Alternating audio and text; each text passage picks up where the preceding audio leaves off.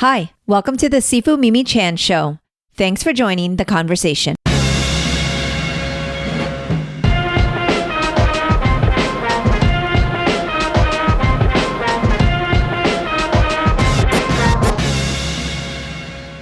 Oscar and I are back at sea.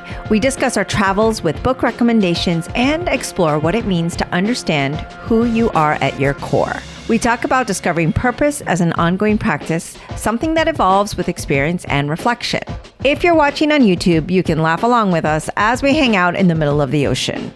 I enjoy these conversations and hope you do too. If you do, please rate my podcast on your platform of choice and share it with others.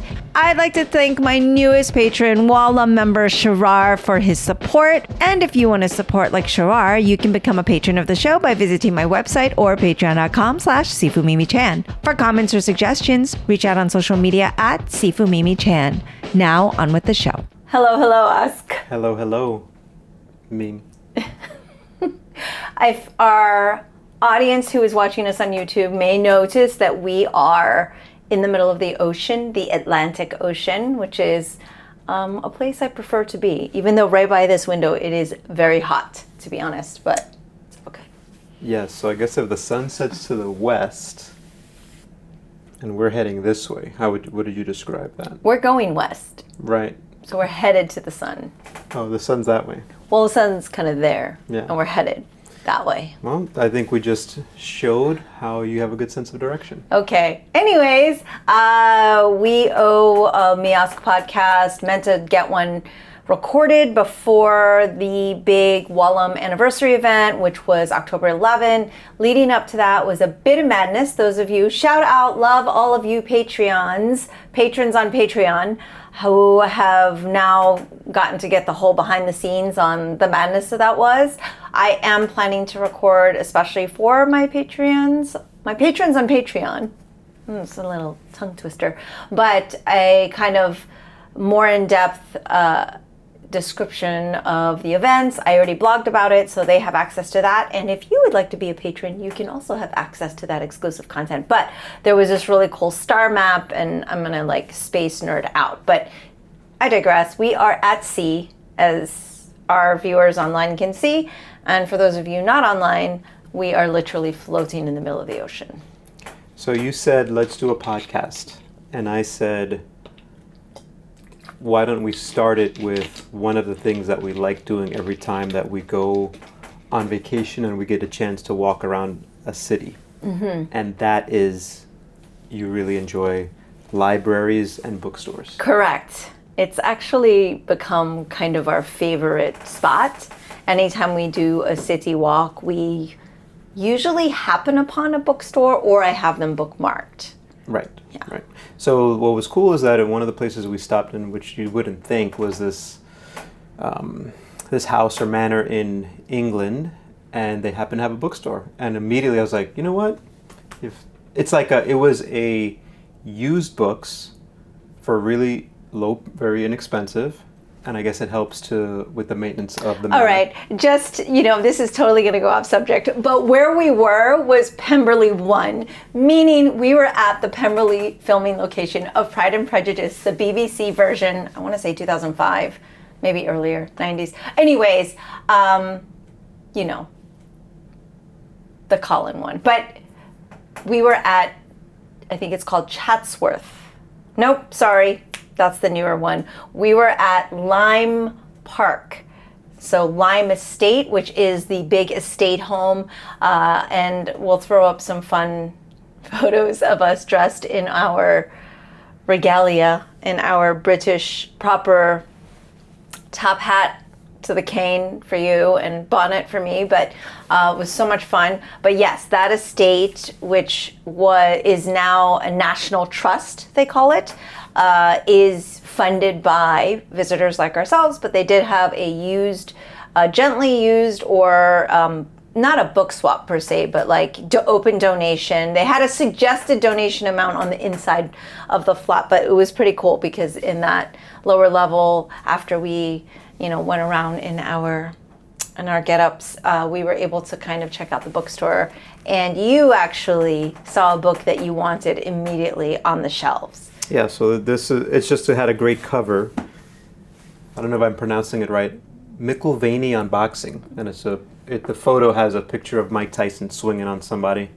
And on the cover, anyone who admires writing as muscular as it is graceful should buy this book. And I said, that speaks to me. I want to get this book. And it was suggested £2.5 pounds. Yes, 2.5 pounds. Almost $5 really. But well worth the purchase, I guess. But you're not quite finished yet. Yeah, so I just started it, and what I said is, what we should do is we should share the book that we chose, because when we travel, we don't. Is really the only time that we get to really sit down and read. The idea of sitting down and reading is very enticing, and I look back fondly at all the times that I do that. But I consume most of my what would have been reading through the audio format. So. Yes. Yeah, so I got 65 pages in through. This is basically... But, show our audience how small that type font is, because I've got to tell you, I would need, magnifying glass, because, Yeah, it's small type font. So, so basically this really guy tiny. Is a sports writer for a British newspaper. Say he's a living legend in sports journalism. And he says he starts and ends this book with Muhammad Ali, who he calls the Alpha and the Omega. Actually, I think Muhammad Ali's aunt said he's the Alpha and the Omega after he won one of his fights. And so he used that to kind of build the book out. So what I said was, one, we'll show the book that we chose. Okay. And then maybe one line to say, hey, you know what, this is actually a pretty good book.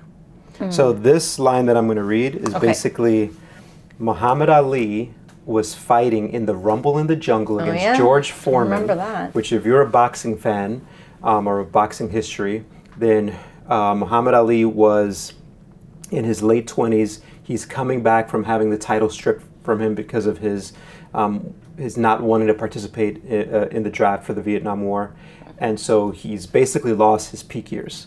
And so George Foreman is this ascending figure who's just destroying everyone in the first few rounds, just a few punches. And people don't like the way that George Foreman boxes, but he's so strong that he knocks out everyone. So one of two people who beat Muhammad Ali, Joe Frazier, and I forget the other, it was a British boxer, I think something Norton. Both of them beat Muhammad Ali in the past. George Foreman destroyed them. He just ran through them. So everyone was like, he's not going to win. But this is just 2 lines of this writer talking about after the fight, post-fight. And it just goes to show what a good writer he is. He says, we should have known that Muhammad Ali would not settle for any ordinary old resurrection. His had to have an additional flourish. So having rolled away the rock, he hit George Foreman on the head with it. I love that. And why? Why do you love it? I actually read the title of the chapter, because I love that too. The title of this chapter is called The Greatest Again. The Greatest, again. And because he's using things that I don't even know how to explain, because I love reading, but I don't know how to define things like alliteration or allegories, and analogies, whatnot. But basically, he talks about Muhammad Ali's resurrection back to fighting, right? Yes. Similarities to Jesus resurrecting, rolling away the rock, which is, on the 3rd day Jesus was resurrected or whatnot. Right, and basically and they roll the rock away. Yeah. But this line of, he had to have this additional flourish, so having rolled away the rock, he hit George Foreman on the head with it. I'm like, this guy's just a good writer. And so I think sports journalists, because of the editing process maybe in newspapers, they have to be very concise, and they have to be able to be very specific with words.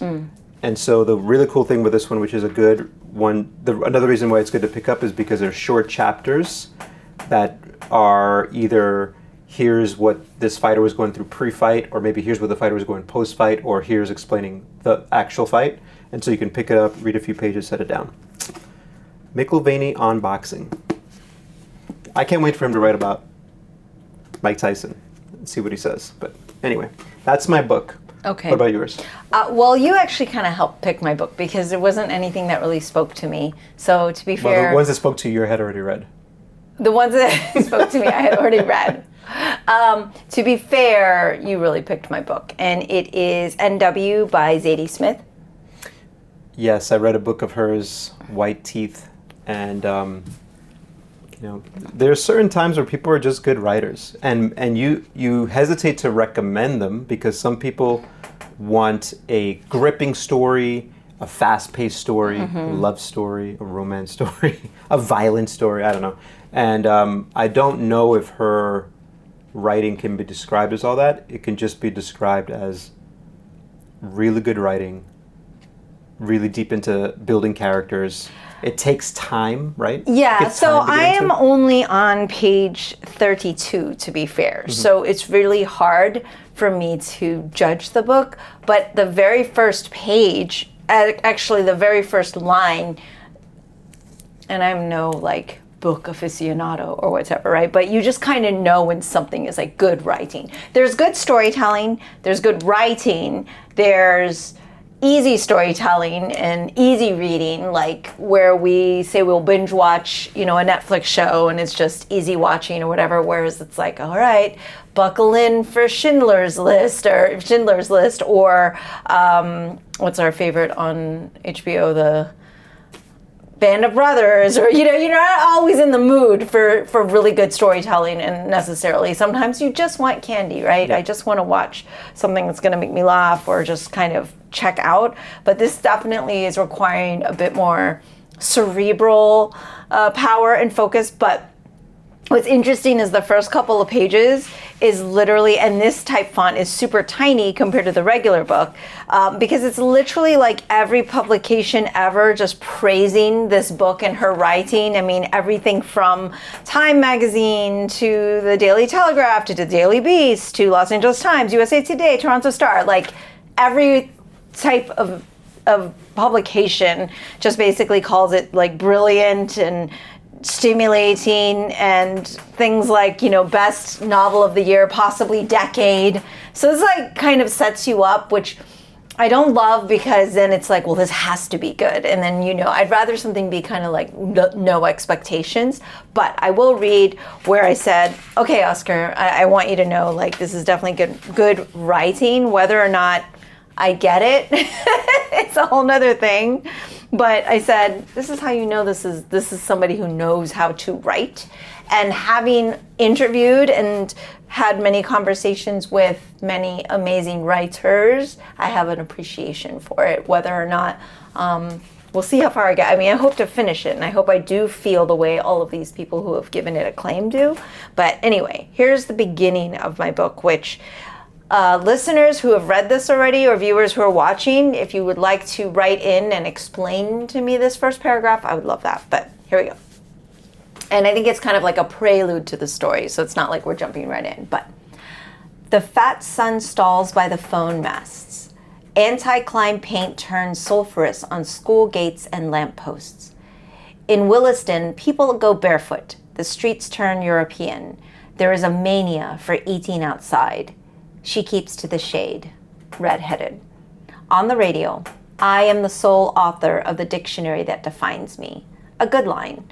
Write it out on the back of a magazine. In a hammock, in the garden of a basement flat, fenced in on all sides.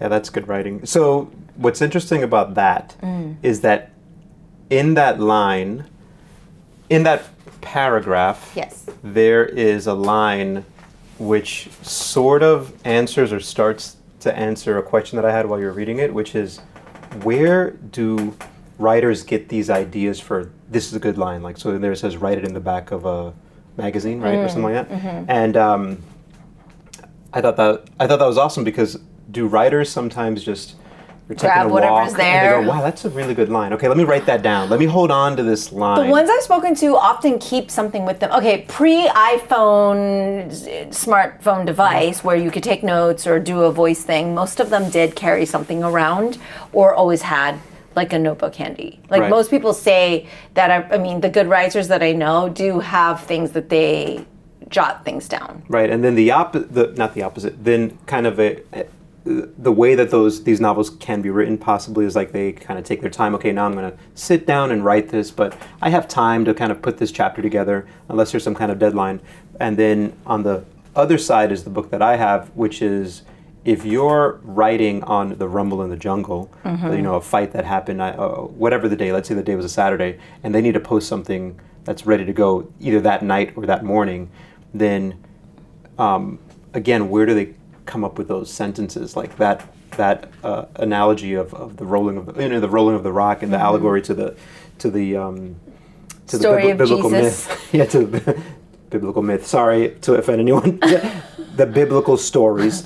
So I find that the idea of the process fascinating because this brings me to like the next step to what we were going to talk about. But before we do that, you've been reading more than one book. I've been reading 3 books, to be fair. And so now I probably should have just purchased it in paperback and been carrying it around. But since, 2 cruises ago, I've been reading The Martian because I loved the audiobook for Project Hail Mary. And I remember liking the movie The Martian way back in the day before I was really more of an avid book reader. But Project Hail Mary by Andy Weir is so good, and there's a movie coming out, so we're super psyched. But I was like, you know what, even though I know the story, I realize now, now that I read like 100 plus or listen to 100 plus books a year, and most of the books I listen to are formulaic, but it doesn't matter that I know how things are going to end. It's the journey, it's a story, it's like bringing me along the way, what little anecdotes, what little things will make me laugh or cry or be sad or mad at or whatever. So I realized like, no, it doesn't matter if I know because I watched the movie yet. Let me read the book. And I love The Martian so much. I've been asking Oscar to please book club with me and read this. I can't read on a screen the way you can, so I have to get the book. Yeah, and I think I want to get this anyway to have on my shelf because I love it so much. But because of that, I've had it like on library checkout like 50 times, and it keeps picking up from where I left off. And the thing is, I could just scroll through this and pick any page and read something, and it would be really funny and brilliant. But what I wanted to read was this part because I feel like it's least representative of why I like this book, which is because it's so funny, and Watney, the lead character, is just freaking hilarious. And basically, it's his journal, so you can just pick it up at any time, which is why it's spanned literally like several cruises now that I've been trying to finish and read this. And but this one was kind of cool because it was science-y, yet like very, very much a jumping off point to make you kind of think. And I think those are really good writers as well. But also, unlike the very astute and very advanced, I wouldn't say, what's the word I'm looking for, but eloquent and very, Zadie Smith, like the way she writes, it's a little bit more like, okay, you got to focus. Like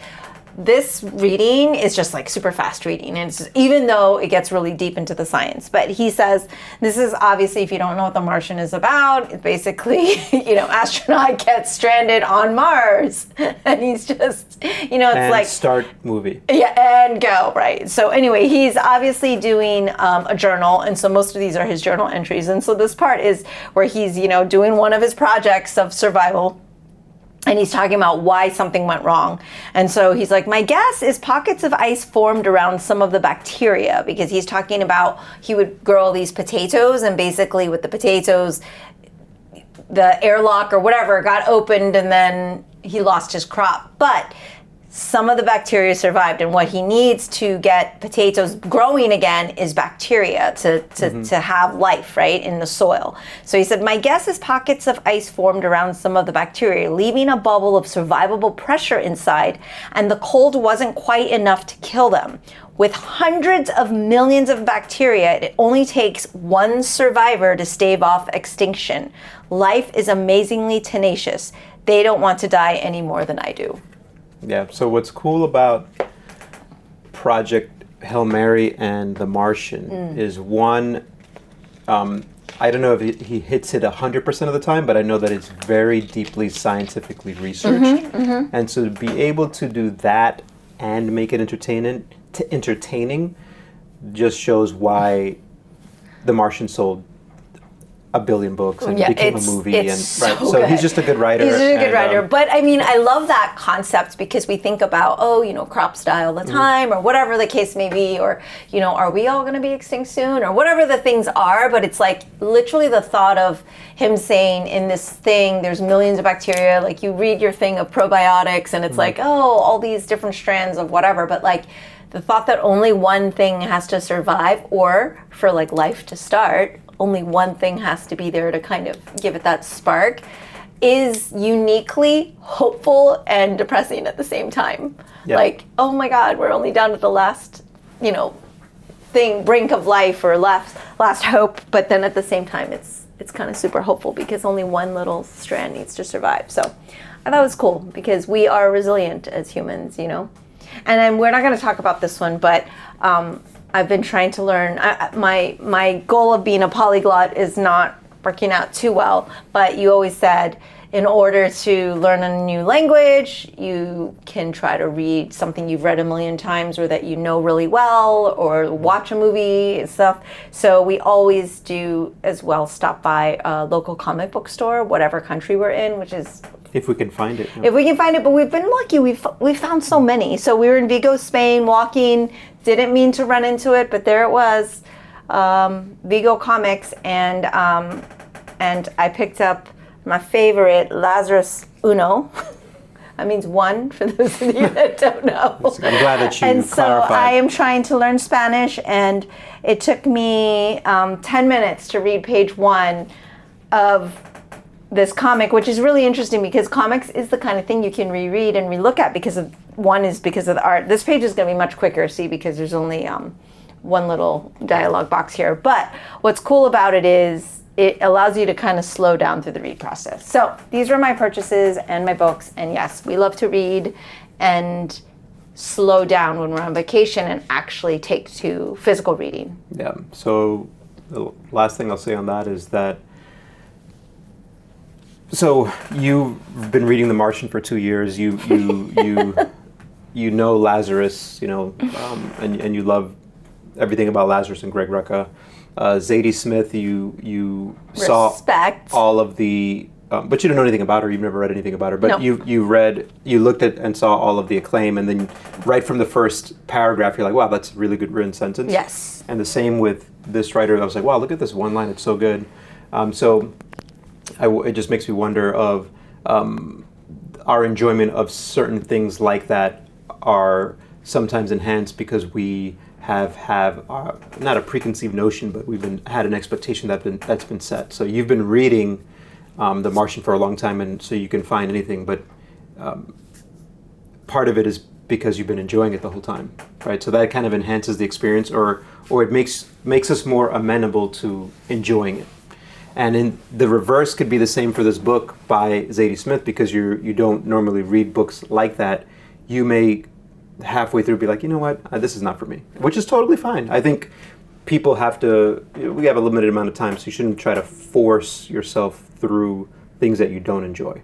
But it's interesting how maybe some of these authors can capture us, and that then can help us finish their work. So anyway, that's the thought that I had while you were reading your lines.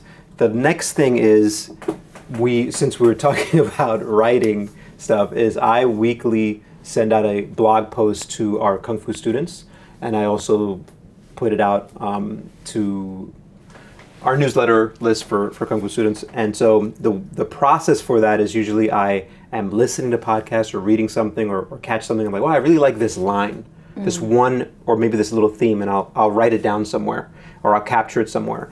And I'll go back and look and go, can I build some of this out to then make a blog post about it for Kung Fu, Tai Chi, or fitness? So the things that I hold on to are in two categories. One, can I use it for while I'm Kung Fu, while I'm Tai Chi, Control Your Health Fitness, to write a blog post about? Or two, wow, that's really interesting. Maybe Mimi and I will talk about it. Or maybe this is just for me to get a deeper understanding of, like, I hear something on religion, which I'm always fascinated by, right? And I'll just jot that down. So that there are the two blocks. But when you said, hey, we're going to podcast, I said, all right, well, listen, I was just been writing stuff down on this journal. And the things that I wrote down, I said, I could do the same thing for the podcast. Can I take bits and pieces and then say, okay, here's how to structure a conversation, because I know that if I just bring something up, you can talk about anything, right? Because you have opinions, right? Well, I have opinions. And for our viewers online, of course I love Oscar, but I'm leaning towards him because it's so hot by this window. I'm like drenched in sweat. Like I'm trying to avoid the severe set of the sun that is setting upon me, and it is so hot by this window, and it's like 10 degrees cooler on the other side of the camera. But it's not good enough for the shot. But it's not a good shot. Like, don't you guys want to enjoy the ocean? So for my audio listeners, just entertain me for this once, and click on this YouTube video, because I'm suffering through this just so I can get a nice shot. And you're suffering also because you have to always be on my right side. Yeah, I know. Because the left, it's cooler here. Yeah, of course. All right, go on. Anyways, first thing is I've been listening to a guy, Dr. Michael Gervais, who's a sports psychologist who I think became popular with Pete Carroll and the Seattle Seahawks when they went like 2 Super Bowls in a row. They didn't win both, but they won one, and then they went the second time. Okay. And they lost to this like little well-known team, the New England Patriots and Tom Brady. But whatever, that's besides the point. But anyway, first thing that I wrote down is this concept of learning to be completely yourself. Like that should be maybe a goal or something, and that everything that you need is already inside you. There's nothing that you need from another person to be completely yourself. And I like the way he phrased that, because if you hear it in a different way, it could be, if I were just to write, everything you need is already inside you, I don't really know if that's true. But the next sentence I do believe, which is, there's nothing you need from another person to be completely yourself. Does that make sense?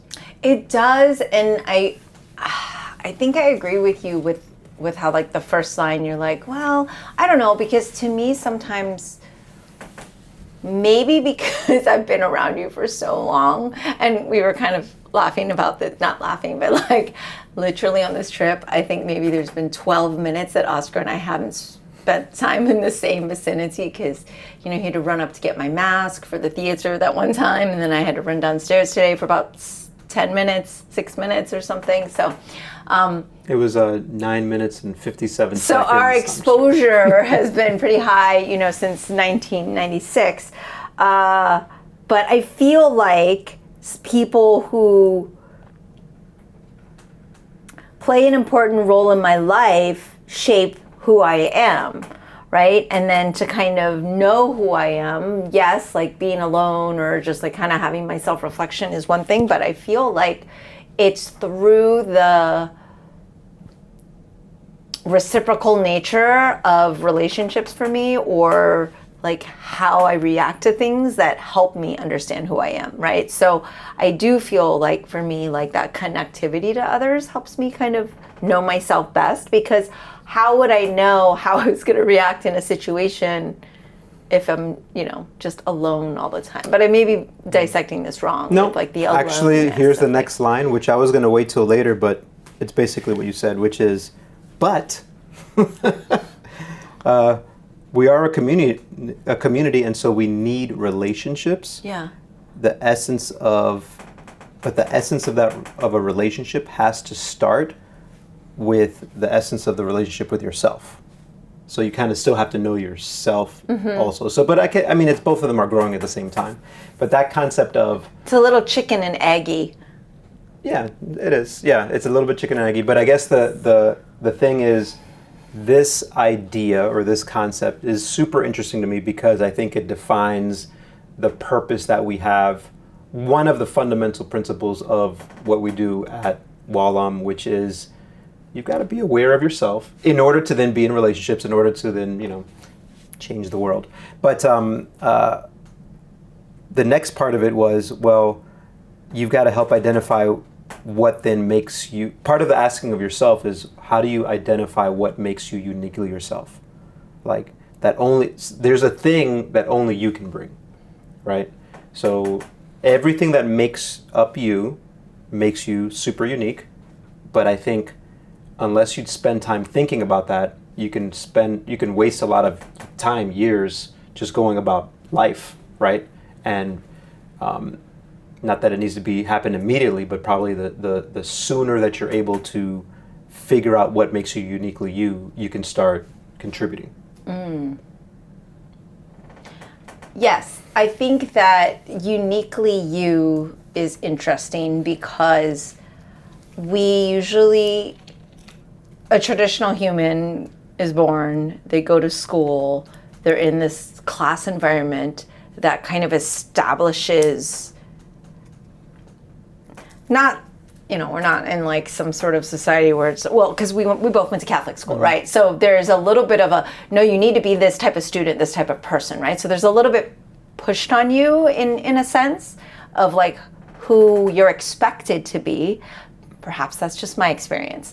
But, you go to this structured environment for most of us. Some of us are homeschooled or whatnot, or maybe didn't go to school or however, structure is different. But like, generally speaking, you kind of enter society with like this feeling of who you're expected to be. So that's why teenage years are so difficult, and like finding yourself is so difficult, because there's kind of this like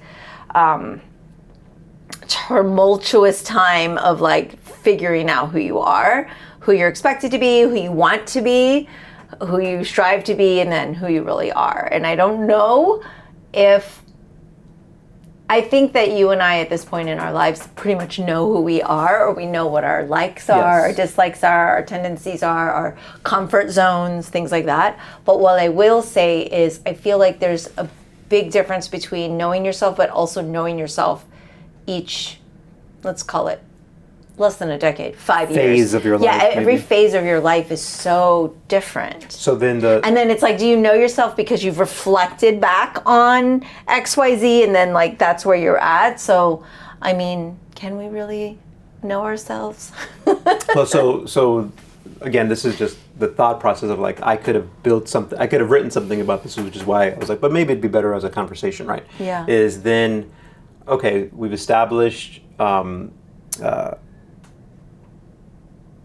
to be the best, to be uniquely you don't, you can start with yourself first. And of course, relationships are important. But then how do you help identify what that is?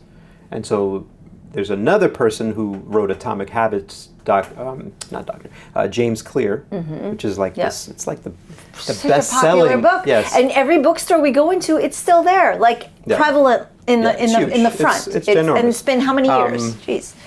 It's been a while now. Yeah. It's been a few years. So he was having a conversation, and he was talking about, he's framed it as knowing what you want to optimize for.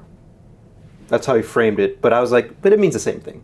Knowing yourself, knowing what you want to optimize for. You can define things a bunch of different ways, but kind of the same idea is behind it. Does that make sense? Okay. So he said, the more precisely you know what you want, the better your strategy can be, and the more obvious the actions and the choices that you can take. So you were talking about different phases. As a teenager, it could be your peers that help define who you are. As you get older, we're in our late 40s. There's what you said was that we kind of know who we are, but there's still always like, well, what am I? Okay, I kind of know who I am, but what am I meant to like be doing right now? And so these are questions you can ask, and they can definitely take different, because of the different phases you are in your life. The question can be framed slightly differently. Is that kind of what you were trying to say earlier? Yeah, I think so. I think earlier what I was trying to get at also is like, I could say I know who I am right now, and then like when I was 30, I could say, Of course. but it's like if we're not paying. I think what I'm saying is if we're not paying attention to life changes, who we interact with, how that change, like you kind of always have to reground yourself, I guess, and re-explore, re-ask yourself these questions. I think this comes into maybe a little bit of a exploration of how do we get to know ourselves. So is it journaling? Is it, like you said, taking note and reflecting on your interactions with others? Is it making a documentary? Is it writing a book? Is it, like, what do you do? What are the actions or the things that we do that leads us closer to that, whether it's intentional or unintentional? Yeah, so this is what's really great about you, and also annoying, because Me? because for the longest time, for how long have we known each other? Almost 30 years. I remember a long time ago, like, you said something to me like, wow, you really like reading. You know what? I like just experiencing stuff. This has changed, but this is something I remember, and I was like, I remember going, yeah, I guess I don't experience as much and learn from that. I try to learn things from books first and then experience it, but, both can be true. But the reason this is annoying is because you're saying a lot of the points that this guy just said. Yes. Okay, So- listeners and viewers, I swear I had no idea what was in this journal. Yeah. So for example, Oscar just said, I got this guy. I got this podcast. I'm going to cue you up and you can just talk. Yeah. This is how he puts it to and me. I was right. I said, okay, that's fine. I was right. And, So- I just so- want everybody to know that the sun is finally in a good position, and so I am. You can move away from me. I am cooling down, so it's not as unbearable as it was like 15 minutes ago. Yeah, it's not that I just started smelling worse and you're moving away and away from me. But okay, to continue with James Clear. Okay. He said, going back to, Atomic how do we Habits, know, yes. not the atomic habits part, but how do Yeah. we know what to optimize for? How do we figure out the questions that we're asking? Yes. However you What's the define method? it. Yeah. He said on a blank piece sheet of paper, something that he was experimenting when I heard him on a specific podcast. He writes, what is it that I want? And he writes it every single day. And the really cool thing with doing it every day, repetitive, the same question, is that every day it might lead to different responses. The answers can change a bit, maybe not a lot, but they change a bit. And you get more precise. And if you get more precise, then you skip middle steps. I know that I haven't gotten to your answer just yet, but what I'm saying is this is his idea of what to do, right? Yeah. Which then you get more precision, which leads to better self-awareness, which goes back to this is one way to answer that question. Yeah. The person who is interviewing him is just like you now, as he said, that's so interesting that you said that, because I feel that you're forcing a function to be more aware, and there's 3 ways to do it: journaling, or writing, mindfulness, investigating your inner self, or conversations with live people. Yes. And all 3 of them can get you a more accelerated path. So when you were saying yourself, I was like, why bother writing stuff down? No, I'm just kidding. But it's always great, because I'm also a big fan of hearing the same thing from different people. Yes. And so to talk about maybe something that I am trying to be uniquely me about is that I love being a connector of dots to whatever the Wallem vision is. Yeah. So I love listening and kind of putting my antennas, the reticular activation system out for like what is being broadcast, and me listening and going, okay, how could I use that to help either myself or Mimi or Wallem? I kind of am trying to train myself that way. And so anyone can do that, and then you would be uniquely yourself also. But I'm trying to do that and then have that as be my unique thing that I can offer of value, because I really believe that there's not too many original ideas. Correct. Yes. Right? Everything that I've been saying. Contrary to many people's belief on I themselves, came up with I invented this thing, But right? so like even from us reading, Yeah. like the quotes that we read, Yeah. right? Those weren't our ideas. We read them, and maybe they'll influence us down the line somewhere, and maybe we'll forget where we got it from. But you have to kind of sometimes. Anyway, that's a whole ego thing. But I think what I do try to do is say, okay, I'm pulling from all these different things. They're not my original ideas, but maybe I can take that idea and say, let's see how we could maybe use this in communication. So what you're saying is you want to learn. Yeah, I mean, I would say like, one of those strength finder things, that's always been my number one thing. It's always like, you really like learning. Oh my God. So anyway. It's to almost a fault, I would say. Like, it's a you have problem. learning ADD. Like, you want to learn so many things.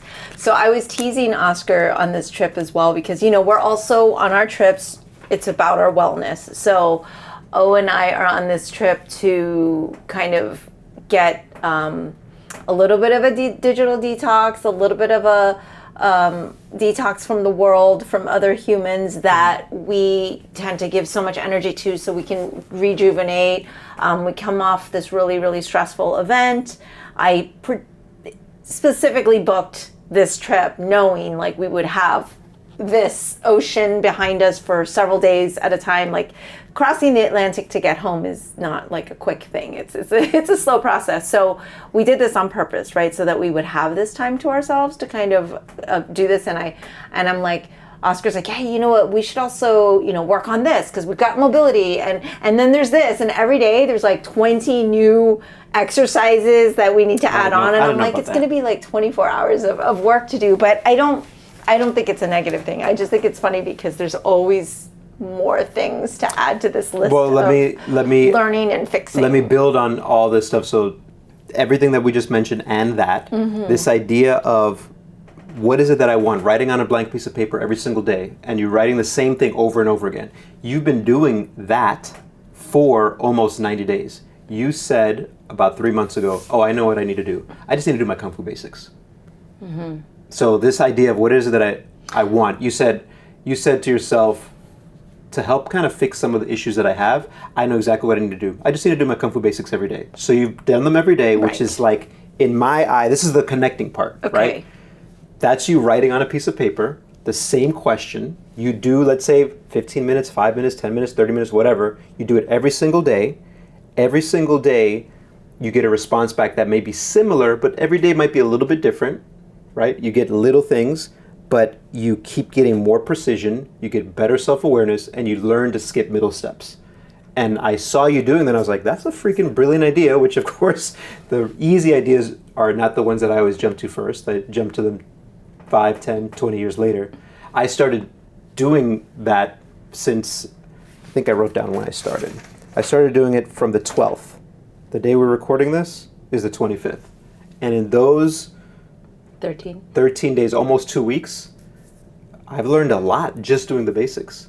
It's freaking, I love it. I'm like, this is so awesome. And the idea of, oh, there are a bunch of steps I can skip now because of this. So let's kind of clarify this for our listeners and our viewers, right? So what I want, like if you were to ask me, like when I wrote, if this was something I was actually writing, but technically I did because I put it into what Oscar does one-on-one coaching, and he has a My Coach app. And so I basically am like, here's what I want. I want to be able to do all of my basic range of motion of where I expect myself to be able to maintain for the rest of my life. Like there are certain key things I want to be able to physically do forever. And I want to be out of pain doing those things, right? So I want to be able to move into these positions, but not in pain. Like that was the one, to be out of pain, because I was having so many small injuries that kept adding up that was preventing me from being happy, essentially, right? And so I was like, I want to move out of pain. And then I said, I know what I want to do. So my goal, what I said as my solution was, I know that if I just did my Kung Fu basics, my Wallam Kung Fu basics specifically, so for those of you who are Wallam family out there, it is literally that first 15 to 30 minutes of your classes. Which, if I could just add, this is not throwing shade on anybody. Okay, because that's not what I'm about. But in the Wallam handbook, it's basically that page, order of basics. That order in that exact order. Okay. No offense to anybody out there who's practicing Kung Fu or teaching. You don't have to switch it up. That's what I'm saying. That's the exact order. Well, there's just a reason also why it's written in our handbook that way. Like we didn't just list it alphabetically or whatever. We listed in that order because I feel that the person who decided that order is credible. And that happens to be my dad, right? And being 87, we saw him grab a stick a week ago, jump around, do like, what we call monkey walking, like what we have our kids do for mobility, do a kick over a chair, right? Like if I'm 87 and I can touch the ground, stand up, move around, do all those things, I'm gonna be happy. And so I feel like he had always said, we practice our martial arts to better ourselves. In that umbrella, to me, is not just who we are as people, but also physically being able to kind of be healthy our whole lives, right? To lead this healthy lifestyle and being able to move out of pain and physically be active. And so to me, if it's not broke, don't try to fix it. Like, yes, there's other little mobility things that I've learned that I try to add in there and whatever, but I was like, I know that if I actually just did my Wallem Kung Fu basics, it would solve a lot of problems, and it has. It has 100% has. Yeah, the beauty of that is it's similar. It can be, exercise, but it is also kind of a brilliant movement screen. Like the functional movement screen has these 7 fundamental movement patterns. Yeah. The Wallem Basics has these kind of fundamental movements for Kung Fu. And Yes. if you day by day do them, what's really cool is we were talking about it today after we on the cruise ship have breakfast, then we go for a little bit of a walk, then we're like, hey, let's practice our basics. And today you said something like, hey, you know what, I don't feel as flexible today, but I also feel better in this position. So this is the part of, kind of taking that concept of writing on a sheet of paper the same thing every day, doing your basics every day, and getting information. Yeah, I'd love for you to kind of expand on the test retest thing, and so how you say, okay, if you do like a certain set of movements and you do those same ones every day, you're able to kind of gauge where you're at in them. And it doesn't mean everybody like we're ramping up and now I've done 10 kicks to start and now I'm doing 1,000 by the end of 90 days. Some days I do 50, some days I do 10, some days I do 5. Like the morning of the tournament, it was a 5 kick day. Just like I just need to do my grease the groove, which means I'm just going to go through a motion just to kind of have my body be there. Some days I'm kicking at my hip height. Yep. Some days I'm trying to kick as high as I can. Like it doesn't mean you're always amping up. It just means that you're touchstone every day. And so you can almost monitor, wow, that means, you know what, I must have slept bad because my neck is in this position. So when I'm doing this exercise, I feel XYZ. And so, I mean, you always say that in what your fitness world, strength and conditioning, like the test retest and like having something to kind of measure is the only way to really Well, there's different parts of it. If you look at the functional movement screen, you do these 7 movements, and then it's a filter. It kind of it'll give you some things that we need to watch out. It also is another way to think about it is like red light, green light, yellow light. So if these movements are green, good to go. You can do the movements that are associated with that pattern, which could be running or squatting or whatnot. Oh, this is yellow. Proceed with caution. Maybe we need to do some prep work, right? Before you start doing the actual activity. And then red, let's stop there. This doesn't mean you can never do it. It's like, let's figure out what's wrong first. Sometimes that might mean going into a medical professional and figuring things out. Yeah. So then the retest would be, you don't do the whole test every time. You look at where you're red and yellow and it's like, oh, is it moving in the right direction? Or you could then every few months do the whole thing and say, hey, what was green is still green. What was yellow is now green. What was red is now yellow. You're moving in the right direction. If nothing is changing, then what you're doing isn't working. And obviously, if it's going in the opposite direction, then what you're doing is not working. So that's one way to do it. The test retest could actually be, let me try to touch my toes. Oh man, I can't touch my toes today. Okay, you know what? Let me spend just a few minutes rolling out my hamstrings, stretching my calves. Okay, touch my toes. That's my retest. Oh, I can touch my toes now. Great. Now I can keep going. I don't need to then keep rolling out. I can move on. So that's part of the test retest. But the really cool thing with the Wallem Basics is that you can do that set every single day, depending on the time you have, 5 minutes, 15 minutes, 30 minutes, whatever. But you can continuously be getting information if you're paying attention. And that can be even information as much as like, wow, my ankle is really tight. Before I do my Buddha hand breathing, let me do some ankle prep first. Okay, now I'm good to go. Or it could be, wow, I'm like really distracted. I'm trying to focus on my breath, but I'm not. Why is that? So you can be getting information. But if the goal is, and I can tell you for me, it's like, oh, I need to get better at my Kung Fu and Tai Chi, then this is the best thing to do daily. And so, yeah. Right. I mean, it was kind of like, we've said it like 1,000 times on this podcast when my dad gets asked the questions like, how do you do a split? Do that. Practice the split. Yeah. How do you get your stances lower? Practice your stances. He's very, very like, it's so simplified, but there is some truth to it of it is as simple as that, but simple doesn't mean easy. Well, the thing is, we always want shortcuts, and the thing is, I mean, I'm saying this stuff out loud, and I can't believe I haven't been doing this long. I haven't come to this conclusion like, oh, just do this every day. Commit to this every day. I mean, so anyway, this is it's just crazy to me. Like, well, I think people also right now are backing away or tuning out and going, I don't have time to do something every day, right? And so yes, it's important to have this like consistency, and even if it's like, well, it could be a minute or maybe just 2 of the exercises a day or whatever that means for you, but having spoken to our coach and an amazing coach, Brett Jones, recently on a podcast about how do we meet our goals? How do we get stronger? How do we stay consistent? And he's like, you don't want to look at consistency as a streak. You want to look at it as consistency over time. He says, and so don't look at consistency in the short term. In the short term, right. Look and at it over the long term. Yeah. So I was going to say, you don't want to say, okay, in this month I got 30 days in a row, so I win, or I only got 20, and that means I'm a loser because I only 10 days were off. He's like, in a year, what was your consistency like? And I think that reframe really is helpful for me because I am very much a checklist or I'm a failure kind of item person. Yeah.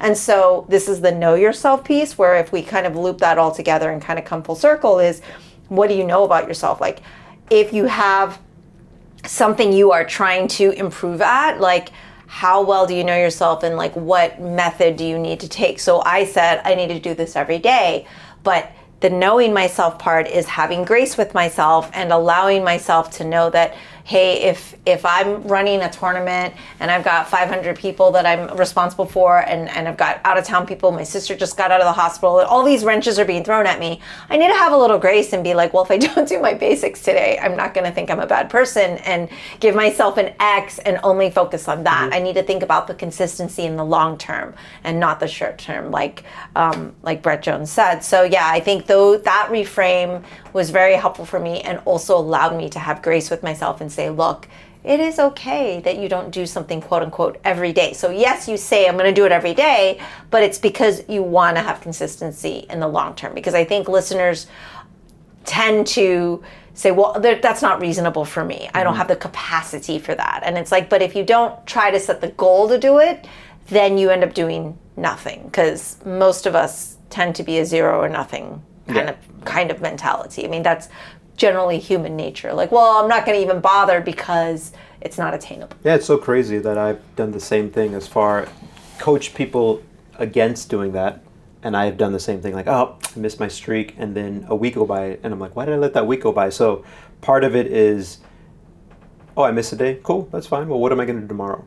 And then maybe you get to do it again tomorrow, but maybe not, right? Because life is just like that. Yes. But to go back to something that I believe James Clear said, I'm not 100% sure, but I think he said, one way to start thinking about, well, what habits can I start doing, or maybe stop doing, is say, well, what would a successful person who does that do? So what would someone who's good at Kung Fu and Tai Chi do? Oh, they're the type of person who probably does their basics every day. But that doesn't mean that if you miss a day, it's bad. I'm just saying you can go back and say, well, I do it every day. Okay, well, I missed yesterday, so I won't miss twice. I'll miss this. I'll go the next day. Mm-hmm. So yes, you're right. I think that's a really key point, that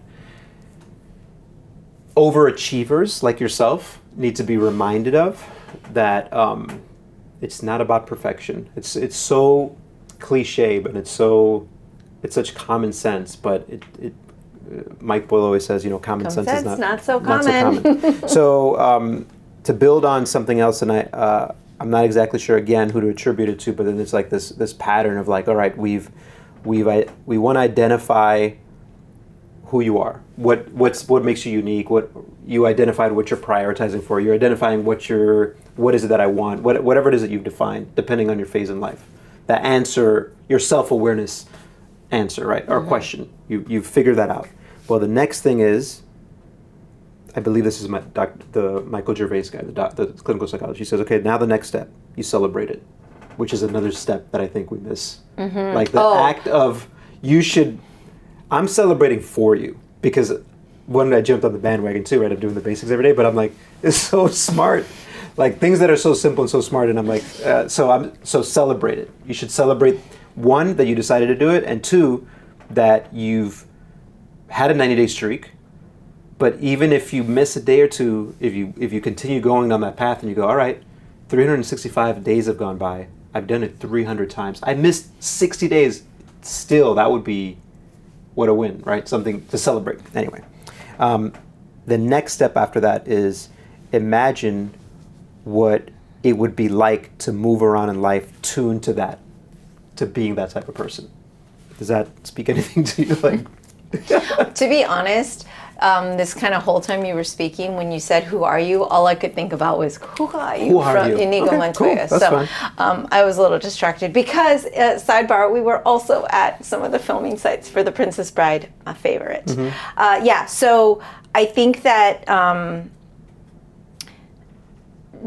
to actually backtrack and go back to something you were saying that jumped out at me was the celebration part. And I like to say we should celebrate the wins, right? So we should celebrate the wins, not meaning like I win, I've got the 90-day streak, but one, I'm deciding I'm going to do something and then trying to execute that, consistency in the long term. But then, so it's like I'm doing that and like I'm going straight for the goal, I'm focused, but stopping to take a moment to celebrate that and to celebrate the fact that you're moving in the right direction or trying to do something that is going to benefit you, I think is important. Or if you're on a project or something and allowing yourself to take a moment. That is something I have talked about in therapy for years because I have a hard time of stopping to take a moment to celebrate things and to say, okay, hey, this is a good thing.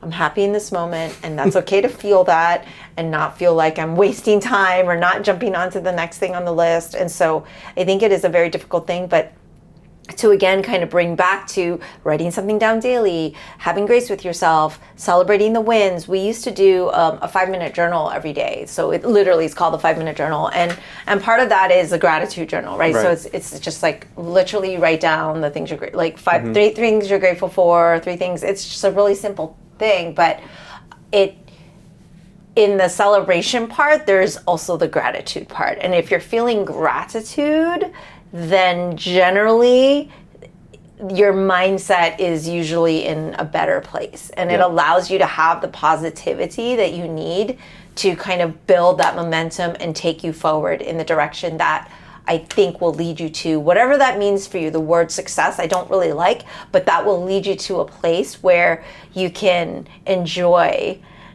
being and where you can feel the benefits of whatever it is that you're accomplishing, but also all of the things, whether it's you and I having a good conversation and being able to kind of like podcast about this, or whether it's, oh my God, I'm out of pain now, and all of the things, right? So it doesn't have to be physical also. It can be a mental thing that you say, okay, I want to take 2 minutes a day to have my gratitude practice. Like all the things that we're doing, like you said, is like comes back to knowing yourself and what does make you uniquely you. And so the things that make us uniquely ourselves, I think if we know that, we know then our strengths and our weaknesses. And then we can decide which one we're going to be tackling that day or that year or that decade. I mean, one of the things that I think, let's just say this podcast, for instance, we are on vacation, but I still feel this obligation to podcast, but I also enjoy it because you and I get into these really fun conversations.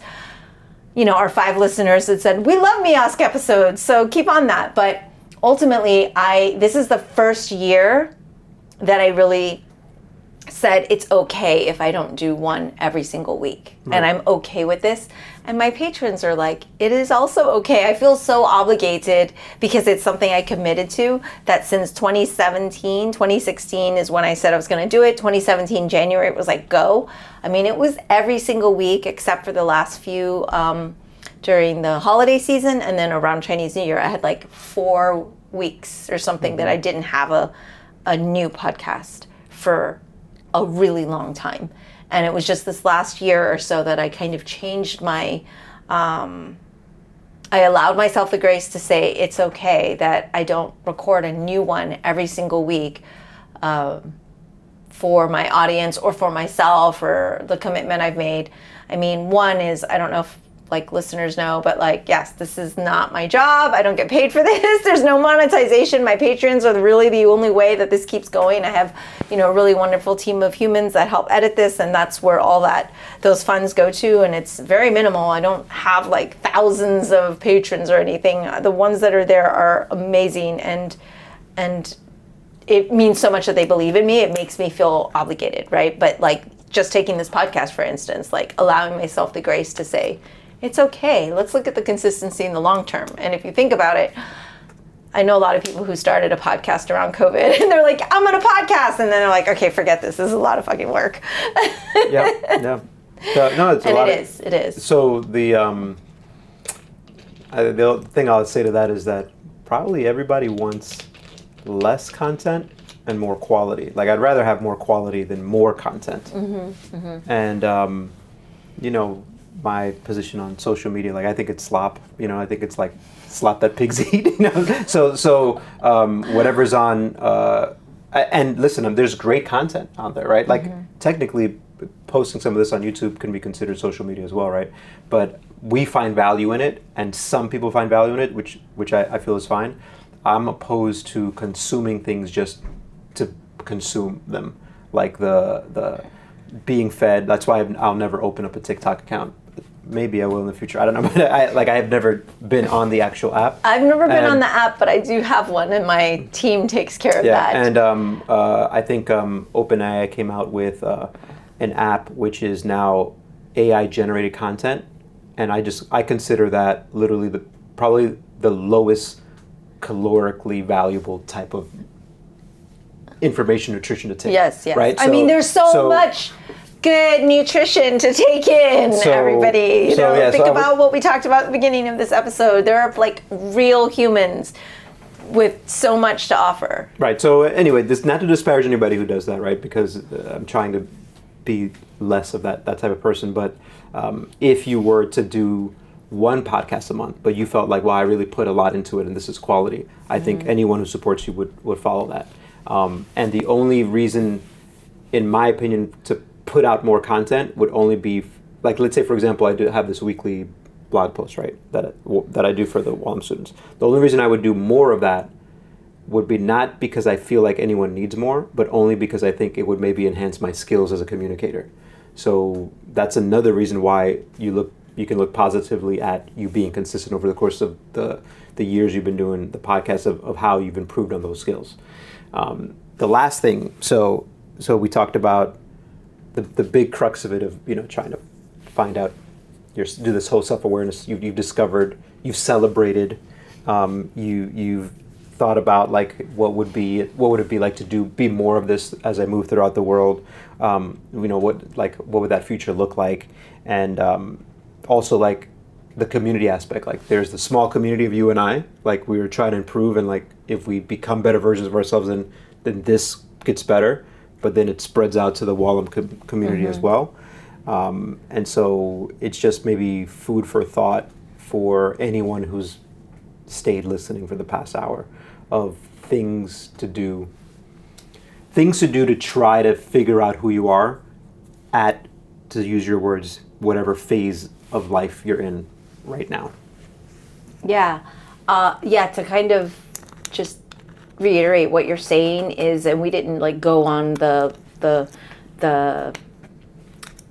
not rant, but we didn't kind of like go into depth on the community aspect of everything. But you and I's mission, like a lot of the things that we do is, like you said at the beginning, for the good of Wallem. And when you say that, you do mean the community, because everything with our Wallem family has been what motivates us to kind of propel, to improve as humans, to try to gain more information and knowledge so that we can then pass it on, enhance future generations, and learn from them as well. And I think in my upcoming episode that I'm going to talk a lot about this event that just passed and the meaning of it and what it's really had me kind of thinking about over these last couple of weeks since the event happened, and just every time we get together as a family, what that means and what the word family means. So I think for us to know, at the beginning you asked like, okay, who are you? Do you know yourself? And then I kind of mentioned, well, like, you can't really know who you are if you're just alone all the time. Like, to have that feedback and people around you to question and challenge and bring you up and encourage and celebrate you, all the things that we've talked about, like, it is the community, whether that's you and your partner, whether that's you and, you know, your martial arts family or your immediate family or your friends or your group or your book club. Like, I think it is really important, especially, and it's such an overused phrase to be like, you know, especially right now when we're so polarized and everybody's in their own world, or everyone's like literally talking to AI more than they are regular humans. I think it's so important to have a community. And so those of you listening, you are part of my podcast community, and I appreciate you, and I want to thank you for kind of being a part of that, especially those of you who've been hanging in there from the beginning. You know who you are. Yeah. I think you can build on this on your next podcast where you talk about the event and all that stuff. But the last point that I did want to make, but I think it would take us on too far of a tangent, but I'll just touch on, is that there's this line that I think it was James Clear that wrote, and I wrote this down, and I said, to perform at a high level, you need to hold two competing ideas at the same time. And I put question mark, because I liked the line, but I didn't know what it meant. I was like, well, what's an example of this? And later on, it came up with like, well, when you step on the stage field, or for us, like let's say the competition mat, and then you step off, you realize, you know, you step on and you realize, I'm going to take this very seriously. This is super important because I put in all this work. But then when you step off on the grand scheme of things, you realize it doesn't truly matter that much, because what you just did doesn't 100% define who you are. Like what I just did there, that's not 100% of me, right? I could focus on that, but at the same time, I realized that it's super important and not important. And it would have made me think about this question of two competing ideas at the same time is your whole commentary on the importance of the community part. But you can also at the same time be like, I'm a little bit tired of this community and I need a little bit of a break. You can have both of those ideas, and then, you know, it's just something that I thought of, because when I wrote down that question, to perform at a high level, you need to hold two competing ideas at the same time. I was like, what are some examples of that? And by writing that down, I was like, then you can become attuned, you know, to what some of those are. So I don't know, just throwing that out there. All right, so we're going to wrap it up and leave it there, but would love to hear from all of you about what you're reading, what spoke to you in this, and if you have questions. Thanks so much for listening and for being with us out in the middle of the Atlantic Ocean, where it is much cooler where I'm sitting now because we are away from the sun. So thanks, everybody. Bye. That's all for today's episode. Thanks for listening to The Sifu Mimi Chan Show. Please subscribe and rate my podcast on your platform of choice and leave a review. You can become a patron of the show at patreon.com/SifuMimiChan to help keep this podcast going. Follow me and interact on social media at Sifu Mimi Chan on Instagram or Facebook.